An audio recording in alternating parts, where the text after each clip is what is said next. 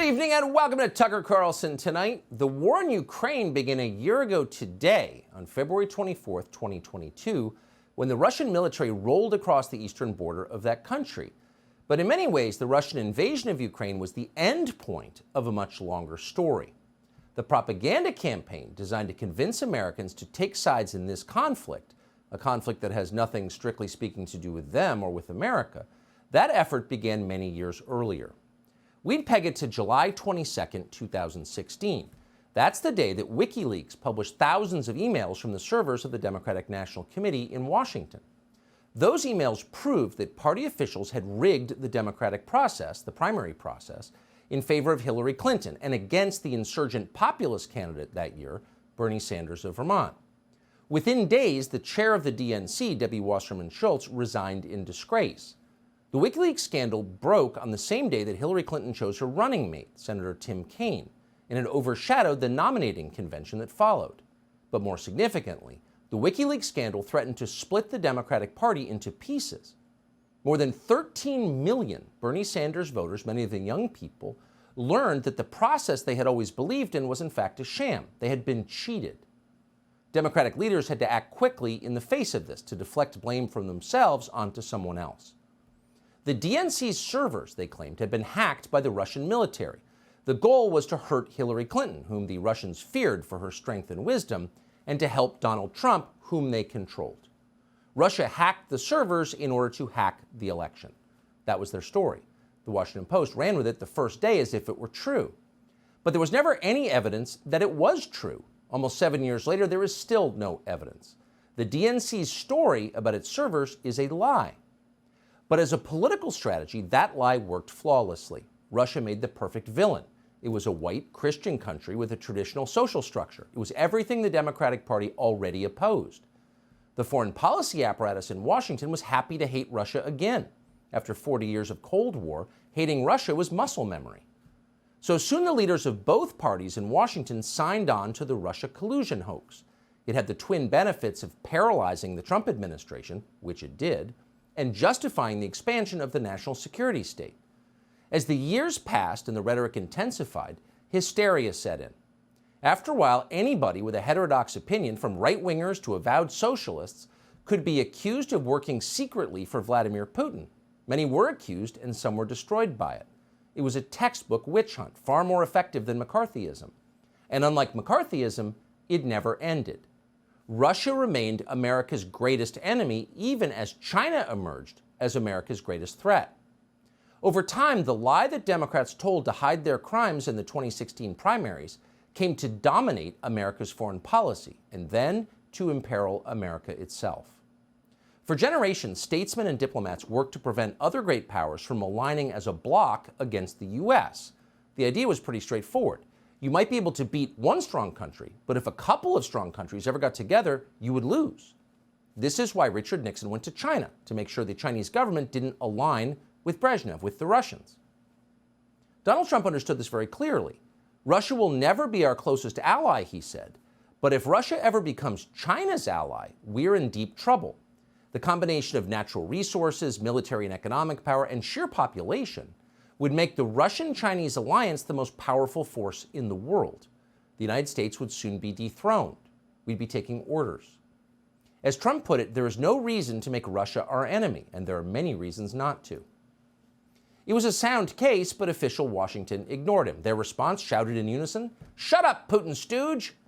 And then they set about trying to provoke a war with Russia. Now they have succeeded. But the war we're fighting in Ukraine is not against Russia alone, but also against Russia's newest ally, the People's Republic of China. What Donald Trump predicted has happened, and in the worst way. If the war in Ukraine continues, we will lose no matter how it ends.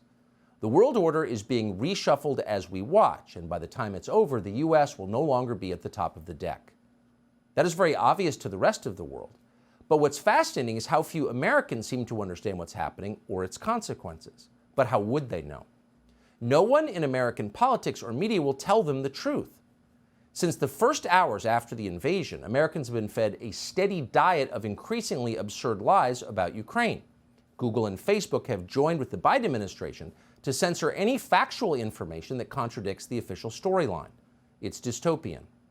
Joe Biden's first remarks about the war gave no hint that we would be sending advanced weapons systems and American military advisors to Ukraine, then supporting the entire Ukrainian government and its pension system with hundreds of billions of U.S. tax dollars. No, Joe Biden mentioned only sanctions, which are free. Sanctions he suggested would be enough. Here is Joe Biden a year ago today. The Russian military has begun a brutal assault on the people of Ukraine. Without provocation, without justification, without necessity, this aggression cannot go unanswered.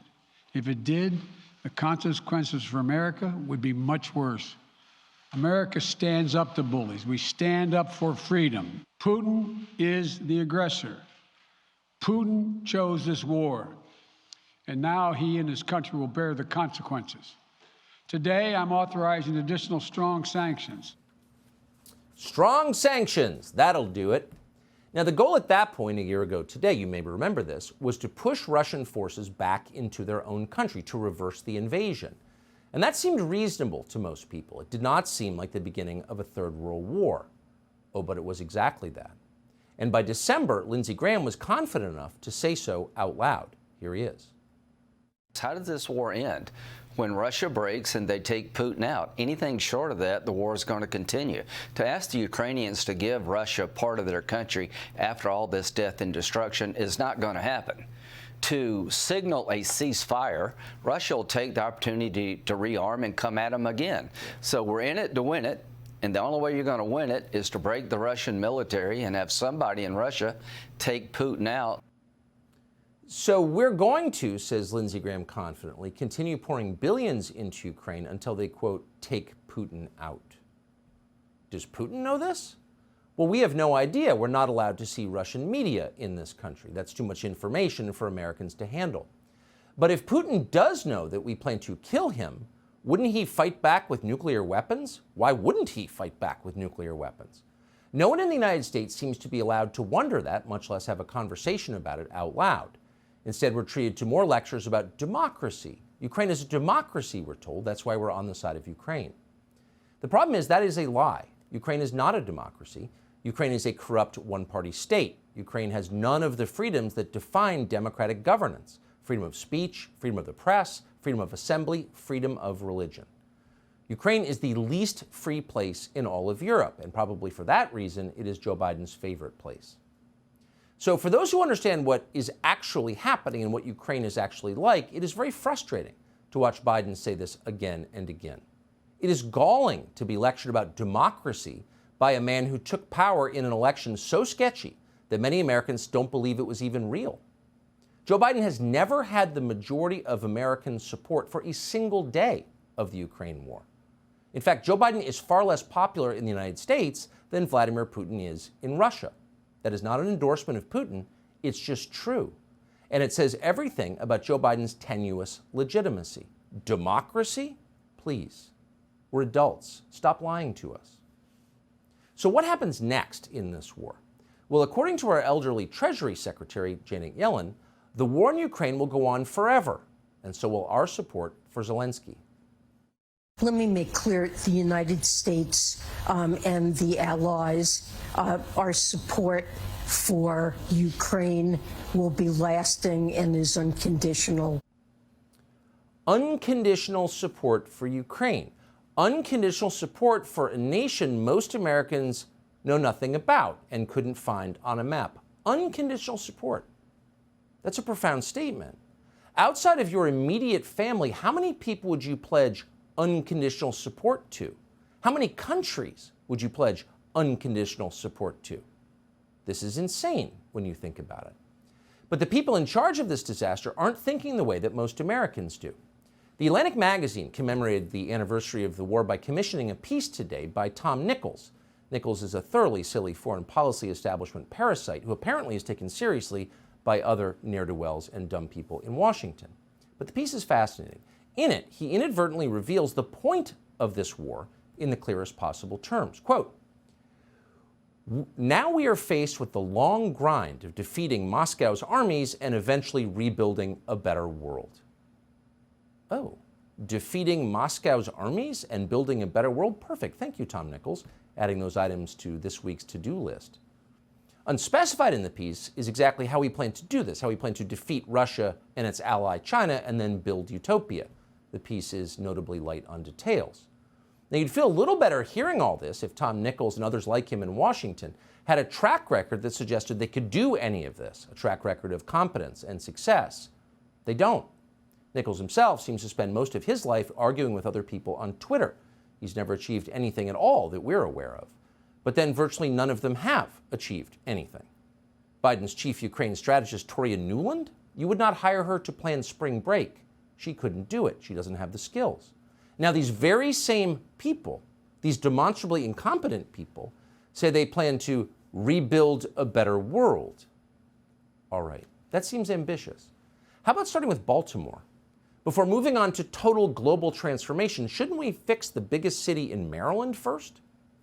Under the leadership of people like Tom Nichols and Toria Nuland, neoliberal geniuses with grand plans, Baltimore has devolved into third world chaos.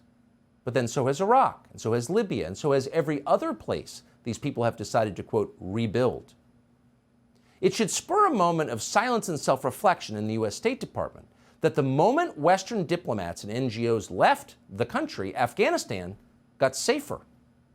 There are far fewer killings in Kabul now than there were 18 months ago. Pedestrians in Kabul can walk to dinner at night without being murdered. Now, that fact doesn't tell the whole story of Afghanistan, of course, but we shouldn't ignore that fact. It means something.